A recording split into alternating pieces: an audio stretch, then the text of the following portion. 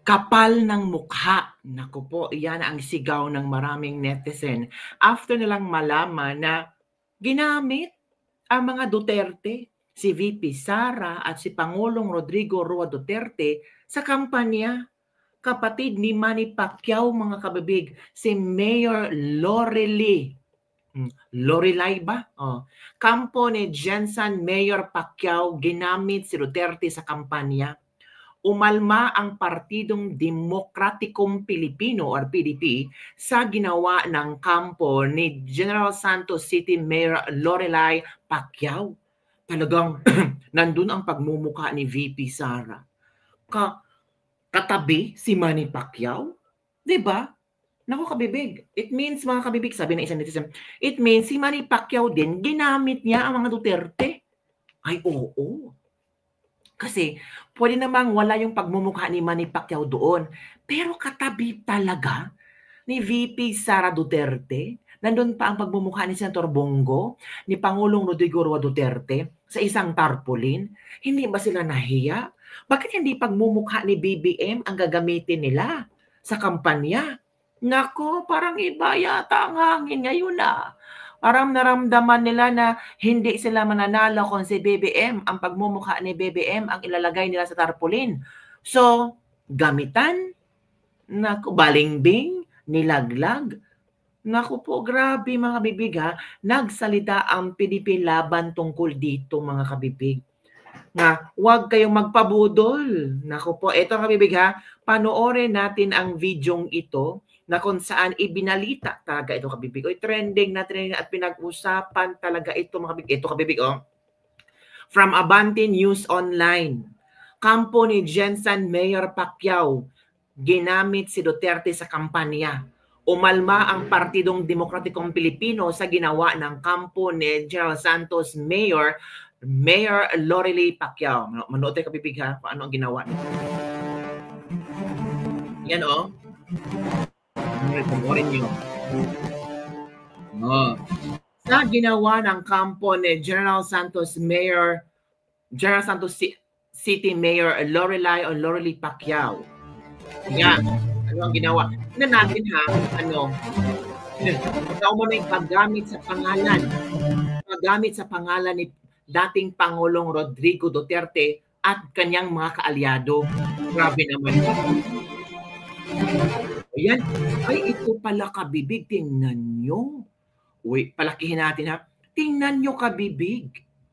Hala, grabe naman yan. Oy, Pacquiao Duterte. Tapos meron pa ditong party list, one Pacman party list, ginamit pa. Diba? Serbisyong totoo, tatak Pacquiao. Pero bakit nandito ang pagmumukha ni VP Sara Duterte? Diba kabibig? Hala ka. Kaya umalma ang PDP laban. Kasi bakit nyo ginamit ang pagmumukha ni VP Sara? Bakit inendorso ba ni VP Sara si Manny Pacquiao? Hindi naman Tapos ito, Pacquiao Duterte, bakit? Tandem ba? Naku po. Naku, magagalit talaga ang mga pro-Duterte supporters nito, Manny Pacquiao. Oo, kahit sabihin mo na hindi ikaw ang nanggampanya, Manny Pacquiao, pero ginamit yung pictures mo, katabi mo pa si VP Sara, ng kapatid mo or sino man ito, kapatid ba ito ni Manny Pacquiao o ano ba? Kasi hindi maganda. 'Di ba? Nakakabuisit talaga mga kabibig. Let's continue. Kita nyo naman, 'di ba? Nagpalabas ng statement ang PDP Laban. Sabi ng PDP Laban, it has come to the attention of the PDP regional office that certain social media posts involving Vice President Inday Sara Duterte and Senator Christopher Lawrence Bongo, together with People's Champs Movement stalwarts, Jensan City Mayor Lorelai Pacquiao and husband Bobby Pacquiao, has been circulating online with the end view of convincing people that they are pro-Duterte supporters and are closely united with the PDP Laban candidate. Nako, ginamit talaga ang mga Duterte. So, they're convincing the people na pro-Duterte sila. Nako, Grabe. Kung pro Duterte kayo, bakit nilagay ang pagmumukha ni Manny Pacquiao dyan? Kasi si Manny Pacquiao, alyansa ni BBM. So ramdam na ba ni Manny Pacquiao na matatalo na siya? So gagamitin na naman niya ang mga Duterte? Duterte mo ito. Kaya, yan ang ito. Yan. It's a political drama, sabi ng PDP. It's a political drama na gagamitin ng mga Duterte para manalo kayo. Oh. Sinama po si BP Sara, ha? Grabe. At sila to Bongo. Pacquiao. Uy, naman ito niyo eh. Ito. This narrative depicts treachery and pure political drama in the part of the PCM. The only result that we see is to gain sympathy to Jensen voters and projects total panic in the campaign strategy being employed. Everybody knows that Senator Bongo and Vice President Duterte is first and foremost with the PDP Laban state, while the brother-in-law of Mayor Pacquiao, Manny, is running under the BBM ticket and is tailing senatorial surveys as of this time. Brother-in-law pala dito. Sabi ang kaya ginagawa, no? Sabi ng ng PDP dapat hindi dapat magpabudol sa campaign strategy ng mga ganitong estilo, political drama na gagamitin ang mga Duterte para sa kanilang para manalo sila kasi ramdam nila the boat is sinking. So naghahanap sila ng matibay na baruto o ng ship at doon sila pupunta. Naku, gagamitin na naman ng mga Duterte. Hiya naman sila, no? The last-ditch efforts of PCM to include Duterte and Bongo in a campaign strategy is hoax and must not be favored and shared. Riding to the sentiments and sympathy of every Filipino is not only an insult but a total disregard to the true people's feelings. Tama. Parang pinaglalaroan lang yung emosyon ng mga tao kasi alam naman nila na malakas ang mga Duterte. So, kailangan nilang may masandigan na malakas na Duterte. So, hanap sila ng way na sabihin na i-convince ang mga tao na pro-Duterte kami.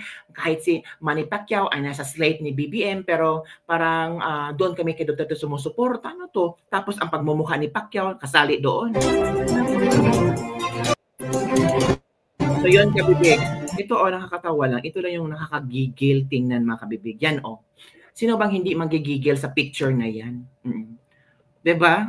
So it means tinaydor ni Lorelai Pacquiao si Manny Pacquiao. Pero hindi naman pwedeng traidorin kasi nandyan naman pagmumukha ni Manny Pacquiao. Nandyan pa ang numero ni Manny Pacquiao kung paano mo iboto si Manny Pacquiao. Tinatatak Pacquiao Duterte. Ano ba naman to? Gagawa na ba to? Diba kabibig? Parang niloloko lang ang mga tao. Sana ang mga tao sa Jensen hindi mapapaloko dyan. Kasi marami na talaga ang mga drama ngayon para makuha lang talaga ang boto. Diba? Naku, paano yan? Baka may mga taga-Jensen dyan na naniwala na ang tawag dito, may naniwala ba na ang mga ilang Pacquiao ay kaalyano na ni VP Sara. Alam naman natin ang PDP laban lang. Dapat bantayan at maging alerto ang lahat. Kahihiya naman sa mga Pacquiao, traidor at balimbing, sabi ni Inday Distua Otarod. Walang boboto sa iyo, Manny, manggagamit ka.